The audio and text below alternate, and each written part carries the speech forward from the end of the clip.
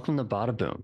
On this episode, Chris and I talk about the disastrous Suicide Squad Kill the Justice League previews and Chris's impression of the game after playing the alpha. Listen as we talk about the state of the game and how it'll take the actual Justice League to save this game's marketing. Bada Boom. Hey everybody, welcome to Bada Boom. Today we're going to be talking about what's been going on with the Suicide Squad Kill the Justice League video game. Chris has been able to play the game recently, and Chris, what have you kind of thought? It didn't really have like the strongest start, it sounds like. Yeah, so I think at this point, like a month or 2 months ago, they had an alpha that people could sign up for, where people got to play the game for a couple days. Everyone who played had to sign an NDA, but recently they said, "Hey, NDA is up. You guys can talk about it." So I thought it would be a good opportunity to talk about it. Also, the fact that a lot of previews have been coming out from really big gaming publications, and the consensus is not great. And based on that, I think people have been sort of piling on the game. And after playing it during the alpha, I do feel like it's better than what I expected. But I think part of the perception of the game being bad is one, the live service or games as a service market is oversaturated. And the fact that Rocksteady has been known for revolutionizing the superhero game, and they fell into the trap of making this live service. Also, the fact that it's been 9 years since Arkham Knight, Yeah. and people feel like, wait, we waited 9 years for this. I don't think people were that upset with Gotham Knights. I mean, I think that game came out and it was okay, but people weren't as upset because it wasn't Rocksteady. It wasn't the people that, made the Arkham games. Also, it wasn't set in the Arkham universe. So all the stuff that happens in it, whatever you feel about that story, you're not feeling like it tarnishes the legacy of something. And I think at this point with this game, because of all the bad PR moves that they've made, the perception of the game is already like done. It would have to be the best game ever made for it to be able to turn it around when it comes out in February. And after playing it, I have to say it is not the best game ever made. What about like playing it is definitely not, like you said, it's not the best game ever. Like, what about the gameplay, like the characters, or is it the story? What about is like, man, this is just not living up to the rock steady name. Well, the story and the visuals actually live up to the Rocksteady name. What doesn't is the gameplay. The reason the gameplay doesn't really live up to it because everything feels like a bullet sponge in the few hours that I got to play it in those days. I did not feel like, oh my God, like this is great. Like this is a different way to play the game or whatever. I just played Deadshot the whole time because I'm like, well, if this is a shooter, I'm just gonna play as the marksman. Yeah. And he has a jetpack, so he's the most fun to travel around. I hated playing as Boomerang. I could not play as him. Also, Harley, I just couldn't. I mean, maybe I suck. Maybe the game doesn't suck. Maybe I suck. But just the grappling around with Harley didn't feel like great. I felt like I was losing myself all the time. And that's where it felt like it's like, wow, like you guys created this. And I think part of what makes superhero games great, like unlike the comics or the movies, you're supposed to fulfill that power fantasy. You're like, oh my God, I feel like these characters. And that's what the Arkham games did so well. That's what these Spider-Man games have done. But in this game, I'm like, well, they all shoot. I don't feel like King Shark. I don't feel like Harley Quinn. I don't feel like Captain Boomerang. I do feel like Deadshot, but all these other characters, I don't feel that way. But I will say the story elements, some of the cameos they showed off, the cast of characters, the upgrade system, all that felt good, but not great. Like I had fun, but it felt like it was almost like, oh, this is okay. Like it wasn't like, oh my God, I cannot wait till this game comes out. It almost was like, I can't wait for it to come out and flop so that they realize, like, hey, like maybe we never do this again. And let's just go back to what we do best, which sucks because I think because of the long development cycle and stuff, a lot of the OGs at Rocksteady have already left. So Mm. I think we're in a spot where we're never going to get that again. And, we're both DC fans. One of the things you could always hang your hat on was like, hey, DC always has the better games. Yeah. DC always has the better animated movies. But between Spider-Verse and the Spider-Man games and Suicide Squad and, you know, Crisis on Infinite Earths, you see that that has flipped completely. Yeah, that script's definitely changed. And like I was watching some gameplay through of some people playing as Harley Quinn, and I definitely have to agree, like the grappling hook that she's using to get around, it didn't really look like it was that smooth of a way to like move. And like you said, if you're everyone's really you gotta shoot in this game.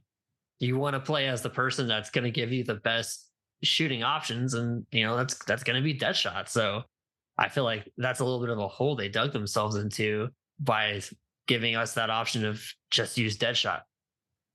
I think I flipped characters when I had to and like to give myself a challenge, but very rarely because like, hey, Deadshot has a sniper rifle. He has clothes. The combat up close was pretty cool, but again, when the last game they made was Arkham Knight, and you could fire up Arkham Knight right now, and it's still one of the best combat systems ever, not just in a superhero game, it just doesn't live up to the standard that they've set for themselves. Mhm. And it's bad when like journalists are given an early access because usually those are like almost like puff pieces. They're like, hey, like here's the best version of the game. Sometimes those events go really well. Then the game comes out. You're like, hey, like this didn't quite match up. They're pretty like brutal with their assessment of the game, which means, when it comes out, I don't know if that perception of what the game is right now is going to change. And I think they've tried hard. Some of the newer gameplays, the alpha, were things that I think were, steps in the right PR direction. But at this point, I think the game is going to fall flat when it comes to what people think of it. I do think the story elements are really cool. There are some weird things with Batman because if you played Arkham Knight, like, wait, the whole world knows Batman is Bruce Wayne. Why is he in the Justice League now? So there's a lot of like weird things where you're like, hey, I like this world, but based on the ending of that last game, I don't know how much this makes sense. Yeah. But hey, I believe it's Kevin Conroy's last performance as Batman. So regardless of how we feel, I think it's something people are going to be tuning into just to hear that performance. Yeah. I mean, I've got to say, there's plenty of times where I wish we could still have Kevin Conroy around. And if this is the last time we're going to be able to have him into this game, then I'm sure me included and other people listening are going to want to buy it just so they can experience the last thing he's given us before he passed away. And that's another thing. I think that's why another reason why people are upset because they're like, man, Rocksteady wasted 9 years on this. Yeah. Man, you wasted, Kevin Conroy's last performance as Batman on this. Oh, So I think if this game was made by another studio that did not make the Arkham series, I don't think there'd be this big backlash against it. Because, like I said, I played it; it was okay. If it was just like a basic live service game and was made by a new studio, fine. But Warner Brothers recently released some numbers of Hogwarts Legacy, and that sold like 22 million copies. wow. And it makes you wonder. You're like, wait, that had no live service elements. People just played it single, like it was only single player. So it's like, hey, this is where the money is for some of these characters.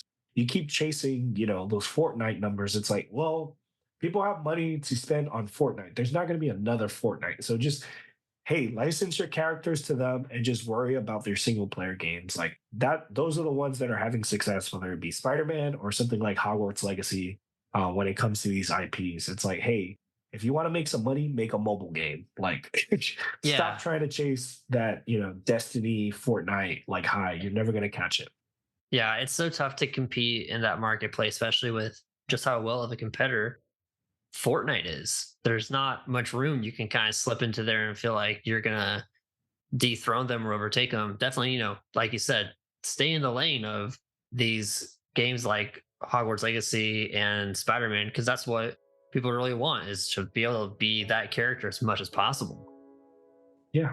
Listen, after a long day, I don't have, 50 hours to put in and, hundreds of dollars on cosmetics to put in. Sometimes I just want to be like, hey, I just want to play this game, enjoy the story. So when the game does come out, I'm probably strictly going to be playing the story mode and probably leave it alone. Just because I did like some of the story elements. There was some cool stuff with Jon Stewart and Deadshot. They have a little bit of a pass, which is really cool. The Flash looked awesome and had some really good back and forth with Boomerang, even losing a finger, which was funny. I'm like, okay, like, let's see if he gets that finger back in the story. Wonder Woman was awesome. So we'll see. I'm a little bit more optimistic after playing the game.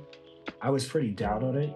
Mike and I had talked about it, but I am still very disappointed in what we got, because if it was up to me, hey, it'd be an Arkham sequel, it'd be a Superman game, it'd be, a Suicide Squad game that has no life service element. That's just a story, So yeah, like I said, I'm a little bit more optimistic after my gameplay experience, but I think it would take a lot for the perception of this game to change. I don't think it's going to happen when it launches. Gotcha. Well, we'll just have to wait and see when the game comes out. Hopefully it's going to change all of our perspectives on if it's going to live up to that Rocksteady name of being a great game.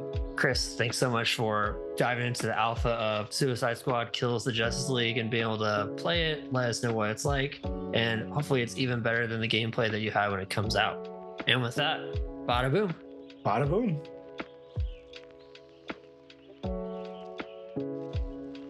Thank you for listening to the Bada Boom podcast. Keep the conversation going on Instagram, TikTok, and Twitter.